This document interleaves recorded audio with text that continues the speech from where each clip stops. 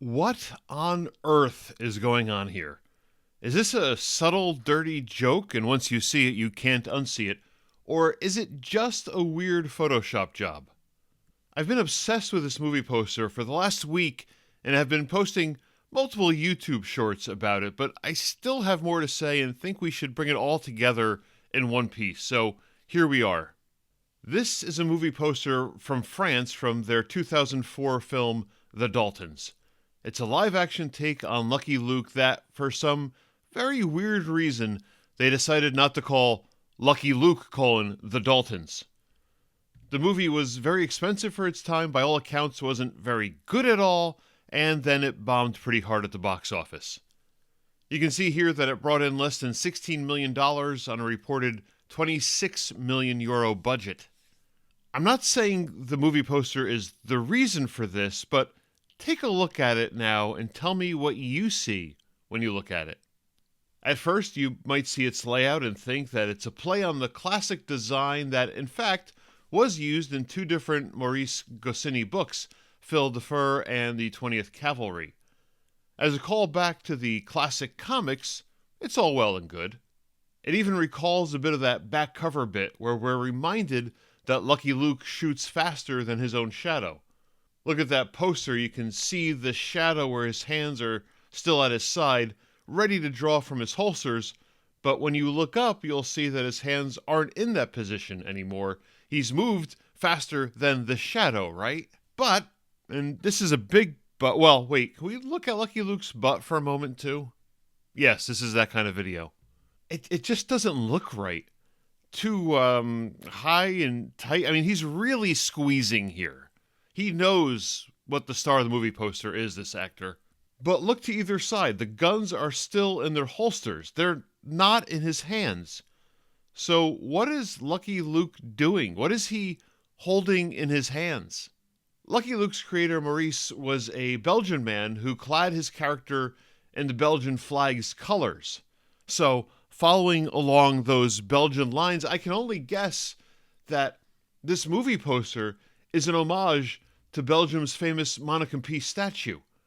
So is Lucky Luke, is he peeing faster than his own shadow here? And why does it look like he's relieving himself on a model train set version of the Old West? Okay, let's talk Photoshop because this was 2004 and way before AI took over everything.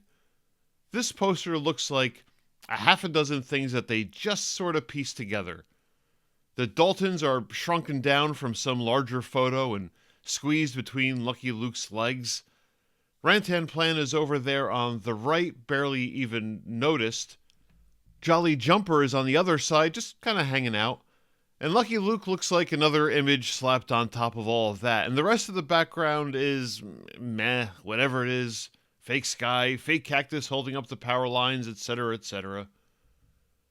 And I know this because I dug deep into the archives to find the movie posters from other countries that use the same assets, or, curiously, different assets. Take this German poster, for example, where the Daltons are now wearing cowboy clothes, complete with guns on their hips. We've also moved the background from a desert setting to a downtown Main Street gunfight-style location, along with the loss of both Jolly Jumper and Rantanplan.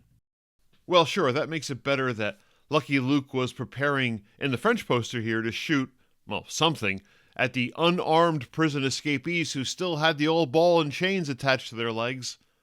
Not only could they not outrun Lucky Luke, but use of deadly force with a gun was completely unwarranted. Granted, it's the Old West, but still.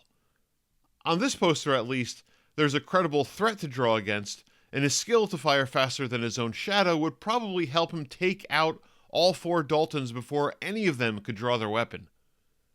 But if you do like that classic Bumblebee black and yellow prison outfit look, don't worry, this movie poster has you covered. I think this one was actually the main French movie poster, which was emphasizing just the Daltons without any reference to Lucky Luke, which befits the title of the movie better. And as you can see here, it's the exact same image that's used in the other poster in a way that made them look like action figures. You can see the cactus off to the right, so it's the same background plate, but no Rantanplan, and it looks like different background is off to the left there, and no wonder why the more movie posters you see, the more confusing everything gets. Everything just gets jumbled up each time we look at a new one. I just noticed this too. The sun is directly behind Lucky Luke in order for his shadow to fall directly in front of him, but the light on his upper body is clearly coming from left to right. Look how much brighter the left arm is than the right arm. But the Daltons' ball and chains have shadows falling straight across to the left, which would indicate a light source from the right cutting straight across. The only feasible light source in this image should be the sun.